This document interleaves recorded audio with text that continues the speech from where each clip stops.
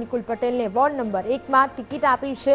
Professor Nikul Patel કોંગ્રેસના 3 પૂર્વ corporator સાથે ચૂંટણી મેદાને ઉતર્યા। વોર્ડ નંબર 1માં શિક્ષિત ઉમેદવાર પ્રોફેસર નિકુલ પટેલને સારો પ્રતિસાદ મળી રહ્યો છે। કોંગ્રેસની આખી પેનલ વિજય બનશે તો તેનો નિકુલ પટેલનો આશાવાદ છે। વડોદરા મહાનગરપાલિકાની ચૂંટણીમાં વોર્ડ 1માંથી કોંગ્રેસ દ્વારા ડોક્ટર નિકુલ પટેલ જે પ્રોફેસર છે અને એમને ટિકિટ આપવામાં આવી છે। આપ આ દ્રશ્યો જોઈ રહ્યા છો, ચારે જે પેનલના ઉમેદવારો છે વિસ્તારની અંદર જઈ અને પ્રચાર પ્રસાર કરી રહ્યા છે।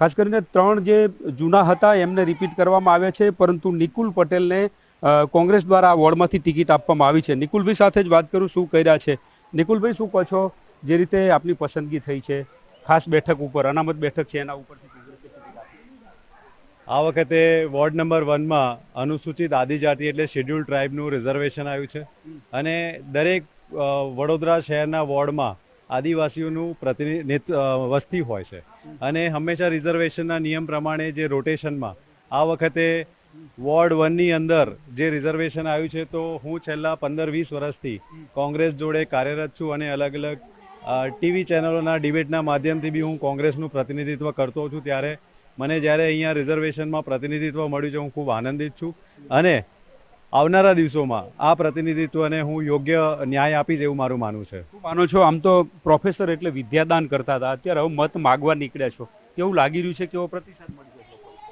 પ્રોફેસર તરીકે જ્યારે જીવનની શરૂઆત કરી ત્યારે વિદ્યાદાન એક મહાદાન છે અને શિક્ષિત કરવું એક બહુ મોટું કાર્ય હોય છે અને નોબલ પ્રોફેશન માનવામાં આવે છે। એ પ્રોફેશનમાં રહેતા રહેતા હું લોકોની સેવા કરતો ગયો અને સેવા કરતા કરતા લોકોએ મને શું કહેવાય કે ત્યાં એસોસિએશનની અંદર પ્રમુખ બનાવ્યો, સેક્રેટરી બનાવ્યો, સેનેટ મેમ્બર બનાવ્યો અને જ્યારે એ વ્યાપને વધારવાનો જ્યારે મારો વિચાર આવ્યો તો હું ભારતીય રાષ્ટ્રીય કોંગ્રેસ જે વર્ષો જૂની પાર્ટી જેની જોડે જોડાયો।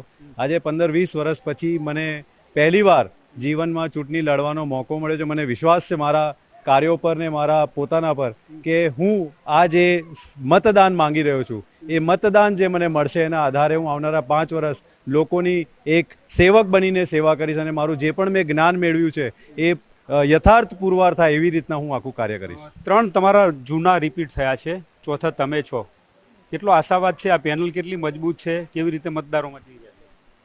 વડોદરા મહાનગર સેવા સદનમાં વોર્ડ 1 એટલે કે કોંગ્રેસનો ગઢ છે। એની પાછળના મૂળભૂત કારણો કે સિનિયર કાઉન્સિલર પુષ્પાબેન વાઘેલા, જહાભાઈ ભરવાડ, અમીબેન રાવત, આ બધાના જે કામો છે એ લોકોના હૃદયસ્પર્શી કામો છે। એટલે કે 24/7 365 એ લોકો પ્રજાની વચ્ચે રહે છે, લોકોના કામગીરી કરે છે। એ પછી સાફ સફાઈના હોય, પાણીના હોય, ડ્રેનેજના હોય, આ સમગ્ર કામો લોકોને જે થયા છે એના ભાગરૂપે અમને જે આવકાર મળી રહ્યો છે, અમને વિશ્વાસ છે કે ફરીથી આ વોર્ડ નંબર 1માં કોંગ્રેસની સમગ્ર પેનલ વિજય થઈને આવશે। સવાલ હરીશભાઈ નારાજસિંહ અપક્ષ લડી રહ્યા છે, કેટલો પડકાર છે, કેવી રીતે આગળ વધી રહ્યા? હરીશભાઈ પટેલ અમારા પૂર્વ કાઉન્સિલર હતા। રિઝર્વેશનના ભાગરૂપે પક્ષે જે નિર્ણય લીધો એની અંદર 3 સિનિયર કાઉન્સિલરોને રિપીટ કર્યા છે, કારણ કે જહાભાઈ દેસાઈના વાઇફ લડી રહ્યા છે। પુષ્પાબેન ને અમીબેન તો ઓલરેડી કોર્પોરેટર હતા। અનુસૂચિત આદિજાતિની સીટ ઉપર મને આપવામાં આવ્યું છે